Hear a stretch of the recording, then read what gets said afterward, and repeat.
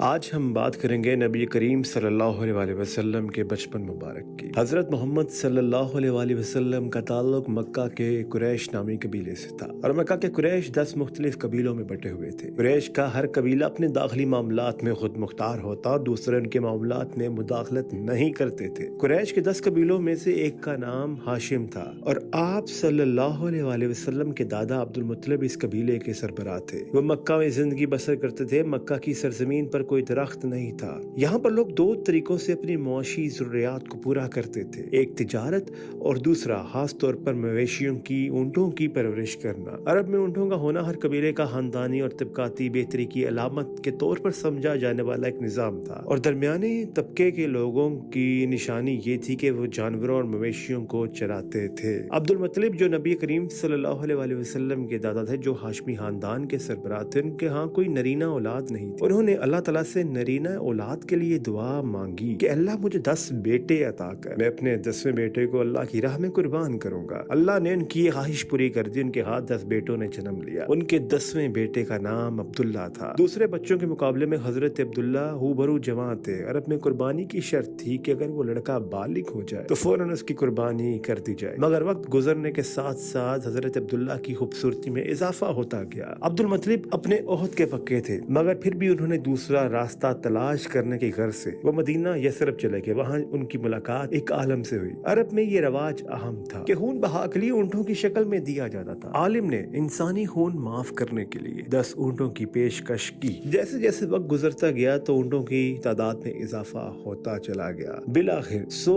اونٹوں کی قربانی پر عالم راضی ہو گیا، اور اس نے نبی کریم صلی اللہ علیہ وسلم کے دادا عبد المطلب کو ان کے بیٹے عبداللہ کے محفوظ ہونے کی خوشخبری سنائی، جان بچانے کی خوشخبری سنائی۔ اس کے بعد حضرت عبد المطلب مکہ کی طرف روانہ ہو کر وہاں پہنچ کر انہوں نے اپنے بیٹے حضرت عبداللہ کی اللہ کی راہ میں 100 اونٹوں کی قربانی کی۔ کچھ عرصے بعد حضرت عبداللہ کی شادی حضرت آمنہ سے ہوئی، اور پھر حضرت محمد مصطفیٰ صلی اللہ علیہ وسلم حضرت آمنہ کے بطن مبارک سے پیدا ہوئے۔ لیکن اس سے پہلے آپ صلی اللہ علیہ وسلم اس جہاں میں تشریف لائے، اس سے قبل نبی کریم صلی اللہ علیہ وسلم کے والد محترم حضرت عبداللہ اس دنیا سے رخصت ہو گئے۔ عرب میں یہ رواج عام تھا کہ وہ اپنے بچوں کو پیدائش کے بعد دائیا کے سپرد کر دیتے تھے تاکہ ان کے بچوں کی صحرا میں پرورش ہو سکے، وہ صحرا میں پروان چڑھ سکے۔ مکہ کے لوگوں کو لگتا تھا کہ مکہ کی آب و ہوا بچوں کے لیے نقصان دہ ہے۔ اس نظریے کے تحت نبی کریم صلی اللہ علیہ وسلم کو بھی دائیا کے سپرد کر دیا گیا۔ آپ کی دائیا 2 تھی، ایک کا ذکر کم ملتا ہے اور ایک کا نام سوبیا تھا۔ عرب کی صحرا عورتیں سال کے مختلف عرصے میں مکہ کا راستہ اختیار کرتی تھی تاکہ وہ شیر خوار بچوں کو ان کی ماؤں کی سپرد کر کر واپس لوٹ آئیں اور بزرگان قریش سے باہمی تعلقات استوار کر سکے۔ بہرحال جو بھی خواتین مکہ آئیں سب بچے واپس کر کے گئیں، لیکن نبی کریم صلی اللہ علیہ وسلم کو گود لینا کسی نے بے گوارا نہ کیا، کیونکہ نبی کریم صلی اللہ علیہ وسلم یتیم تھے۔ اور اس کے بعد ایک عورت جس کا نام حلیمہ تھا، اس نے نبی کریم صلی اللہ علیہ وسلم کو گود لینا قبول کیا۔ حضرت حلیمہ کا کوئی ذریعہ معاش نہیں تھا۔ وہ اپنے خاوند سے ضد کر کے مکہ آئے، اور کسی صاحب ثروت بچے کو دودھ پلانے کے لیے وہ اپنی اونٹنی پر تشریف لے کر آئیں۔ وہ اونٹنی خود بھی بے حال تھی اور اس کا خود کا دودھ خشک ہو چکا تھا۔ انہوں نے اپنے خاوند سے کہا کہ کوئی صاحب ثروت بچہ ہی ہے جو ہمارے لیے برکت کا باعث بنے۔ چنانچہ انہوں نے نبی کریم صلی اللہ علیہ وسلم کو گود مبارک میں لیا۔ وہ حضرت آمنہ کے ہاں سپرد کرنے کے لیے روانہ ہوئیں۔ جیسے ہی وہ بچہ دائی حلیمہ کے ساتھ اونٹنی پر سوار ہوا تو اونٹنی کا دودھ بھر آیا، اور انہوں نے اپنے خاوند سے کہا کہ یہ بچہ کتنا رحمت اور برکت والا ہے۔ مگر واپسی پر ان کی اونٹنی کی رفتار تیز ہوتی چلی گئی، اور اس وقت انہوں نے اپنے شوہر سے کہا یہ بچہ کتنا برکت والا ہے، یقیناً ہماری قسمت بدل دے گا۔ دائیا حلیمہ نے دودھ ہٹانے کے بعد آپ صلی اللہ علیہ وسلم کو ان کی والدہ حضرت آمنہ کے سپرد کیا۔ محمد بن عبداللہ صلی اللہ علیہ وسلم کا شمار دنیا کی عظیم ترین شخصیات میں ہوتا ہے۔ انہوں نے اپنے بچپن میں بے پناہ تکالیف برداشت کی۔ نبی کریم صلی اللہ علیہ وسلم جب اس دنیا میں تشریف لائے تو ان کے والد انتقال فرما چکے تھے۔ نبی کریم صلی اللہ علیہ وسلم کا تعلق عرب کے انتہائی احترام والے قبیلہ قریش سے تھا۔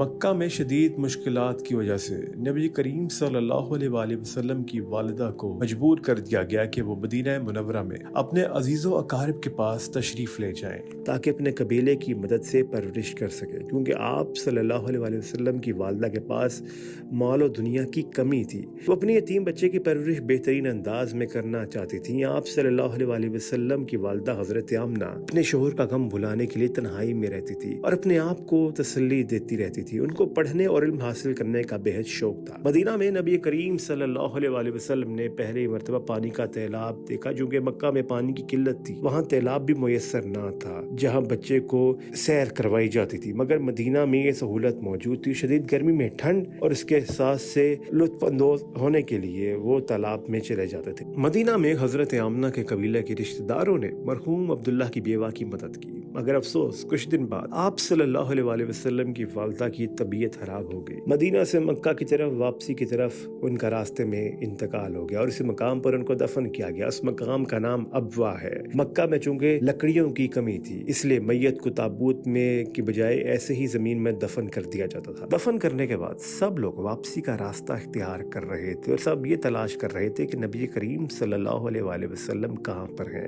لیکن جب دیکھا گیا تو نبی کریم صلی اللہ علیہ وسلم اپنی والدہ مبارک کی قبر مبارک کے پاس بیٹھے ہوئے تھے اور یہ فرما رہے تھے، اے میری ماں میرے ساتھ چلو۔ نبی کریم صلی اللہ علیہ وسلم کی عمر اس وقت 6 سال تھی اور 6 سال کی عمر میں آپ صلی اللہ علیہ وسلم ماں باپ سے یتیم ہو چکے تھے۔ جب سب بچے آپس میں کھیلتے تو آپ صلی اللہ علیہ وسلم الگ جگہ پر بیٹھ جاتے اور فرماتے کہ مجھے میرے حال پر چھوڑ دو۔ ماں کی جدائی نے اس بچے پر بہت گہرے اثرات ڈالے، کھانا پینا کم ہو گیا، آپ صلی اللہ علیہ وسلم کمزور ہوتے جا رہے تھے۔ آپ صلی اللہ علیہ وسلم کو فوراً مکہ اپنے دادا کی طرف منتقل کر دیا گیا۔ اگرچہ آپ کے دادا معمر بزرگ شخصیت تھے، لیکن وہ آپ صلی اللہ علیہ وسلم کو بہت خوش رکھتے تھے، آپ صلی اللہ علیہ وسلم سے بے حد پیار کرتے تھے۔ وہ آپ صلی اللہ علیہ وسلم کو مجلس میں تشریف لے جایا کرتے تھے اور اس مجلس کے سردار آپ صلی اللہ علیہ وسلم کے دادا عبد المطلب تھے۔ یہ مجلس وہ مجلس تھی کہ جہاں پر 40 سال کی عمر سے کم کا کوئی شخص نہ آتا، لیکن حضرت عبد المطلب کی وجہ سے آپ صلی اللہ علیہ وسلم تشریف لے جاتے۔ سب لوگ مجلس میں نبی کریم صلی اللہ علیہ وسلم کے